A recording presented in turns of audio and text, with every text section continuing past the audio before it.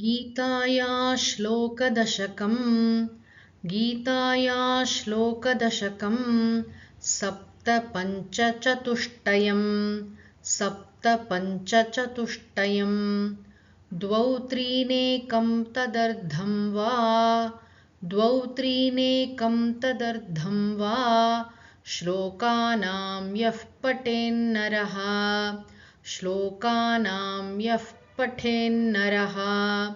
चन्द्रलोकमवाप्नोति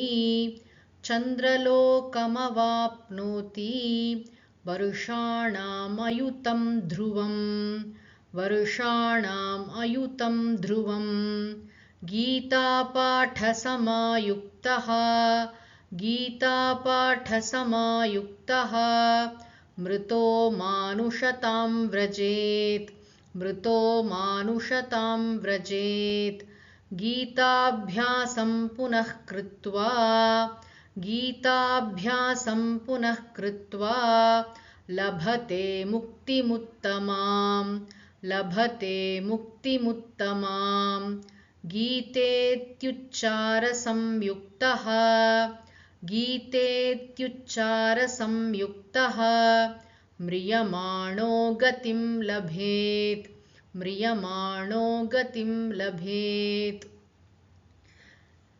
இந்த கீதையை படிப்பது, பாராயணம் செய்வது, இதனுடைய பெருமையை பகவான் சொல்லிக்கொண்டே போகிறார்.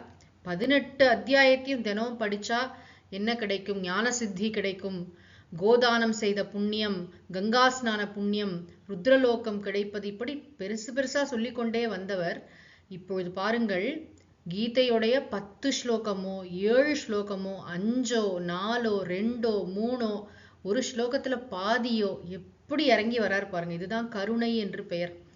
இந்த புராணங்களுக்கே காந்தா சம்ஹிதா என்று பெயர். எப்படியாவது அன்பா பேசி நம்மளை கொஞ்சமாவது தர்மத்துல நம்மளுக்கு ருச்சி வருவதற்காக எவ்வளவு பெரிய விஷயமா இருந்தா கூட அவ்வளவு பண்ணணுமா அப்படின்னு நம்ம கேட்டோம்னு வச்சுக்கோங்க. இல்ல நீ இவ்வளவு பண்ணாலே போதும் அப்படின்னு எளிமைப்படுத்தி ஒரு தாயின் கருணையோடு இந்த சாஸ்திரம் நம்மிடம் இதை கூறுகிறது. எப்படியாவது நம்மளை கீதையோட தினமும் சம்பந்தப்படுத்தி விட வேண்டும். அதுதான் நோக்கம், ஒன்லி பர்பஸ் அதுதான். இப்படி கீதையினுடைய 10 ஸ்லோகமோ 5 4 2 3 படிச்சா அவனுக்கு சந்திரலோகத்தை அடைவான். அங்க எத்தனை நாள்னா 10,000 வருஷம். அயுத்தம்னு சொன்னா 10,000 வருடங்கள் அவன் உறுதியாக நிலையாக அங்க இருப்பான். அதுக்கப்புறம் என்னன்னா, கீதையை பாராயணம் செய்து கொண்டே இருக்கான். அந்த சமயம் இறந்து போயிட்டான்னா என்ன ஆகும்னா, மறுபடியும் மனித பிறவி கிடைத்து அந்த மனித பிறவியில் கீதையை நன்றாக அபியாசம் செய்து மேலான முக்தியை உணர்வான். இவ்வளவு அழகா சொல்லுது பாருங்க. அதாவது கடைசியா நம்ம என்ன செய்யறோங்கிறது ரொம்ப முக்கியம் இல்லையா? இறக்கும் பொழுது நம்முடைய கடைசி இது என்னவா இருக்கும்? அதுக்காக தானே எல்லா நேரமும் இறை நாமத்தை சொல்லணும், இறை நினைவில் தோய்ந்தபடி இருக்க வேண்டும். இந்த பிரயாண கால ஸ்மரணம், அந்திம காலத்துல நம்ம என்ன நினைக்கிறோம் என்பதை பற்றி பகவான் ரொம்ப அழகாக கீதையில சொல்வார். அதனால தஸ்மாத் சர்வேஷு காலேஷு மனுஸ்மர யுத்தியச்ச, எல்லா நேரமும் என்னை நினைத்துக்கொள். ஒருத்தன் கடைசி காலத்துல என்ன நினைக்கிறானோ அதுவாதான் அவன் ஆகிறான், அந்த பிறவிதான் அவனுக்கு கிடைக்கிறது. ஆகவே என்னை நினைத்துக்கொள் அப்படின்னு பகவான் அழகாக 8வது அத்தியாயத்துல சொல்லுவார். அதெல்லாம் அங்க விரிவாக பார்க்கலாம். இங்க என்னன்னா, கீதையை பாராயணம் செய்து கொண்டிருக்கும் பொழுது இறந்து போயிட்டோம்னு வச்சுக்கோங்களேன், அப்ப நமக்கு மறுபடியும் மனித பிறவி கிடைக்கும். அங்க விட்ட இடத்திலேருந்து கீதையை நன்றாக அபியாசம் செய்து நாம் மோட்சத்தை உணர்வோம். இது கீதையில ரொம்ப அழகா பகவான் சொல்லியிருக்கக்கூடிய விஷயம். நம்ம முக்தியை உணராமலே இறந்து போயிட்டா என்ன ஆகும்ன்ற கேள்வி அர்ஜுனன் கேட்பான் 6வது அத்தியாயத்துல. அங்க பகவான் அழகாக யோக பிரஷ்டன் அப்படின்னு, அதாவது ஒருத்த முக்தியை உணராமலே இறந்து விட்டால் கூட அவருடைய அடுத்த பிறவி உத்தமமான மனித பிறவி கிடைக்கும்பா. அவன் விட்ட இடத்திலேருந்து ஆன்மீக வாழ்க்கையில ஒரு நாளும் தோல்வி என்பது கிடையாது. திரும்ப ஃபர்ஸ்ட்ல இருந்து ஆரம்பிக்கணுங்கிறது கிடையாது. விட்ட இடத்துல இருந்து தொடர முடியும். அது ஒரு பெரிய மகிமை. அப்புறம் மறுபடியும் இன்னொரு விஷயம் என்ன சொல்றாரு அப்படின்னா, கீதா என்று சொல்லிக்கொண்டே யார் உயிர் துறக்கிறானோ அவனுக்கு மேலான கத்தி கிடைக்கும்.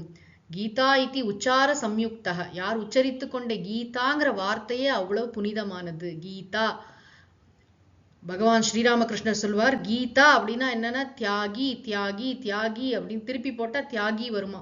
என்ன செய்ய சொல்கிறது கீதை? நம்முடைய அபிமானத்தை துறக்க சொல்கிறது. நம்ம இந்த வேண்டாத நிறைய விஷயங்கள் யான் எனதுன்னெல்லாம் பிடிச்சு வச்சுட்டு இருக்கோமே, நம்முடைய பற்றுக்களை துறக்க சொல்வதுதான் கீதை. கீதை என்பதே அந்த ஒரு வார்த்தையே அவ்வளவு புஷ்டியுடன் கூடியது.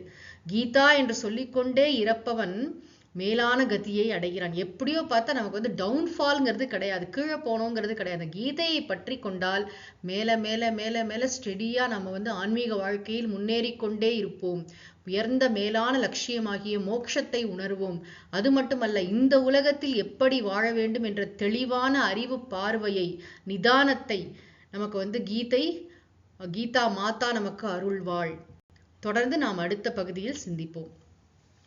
ஓம் சாந்தி சாந்தி சாந்தி. ஹரி ஓம் தத்சத். ஸ்ரீ கிருஷ்ணார்ப்பணமஸ்து.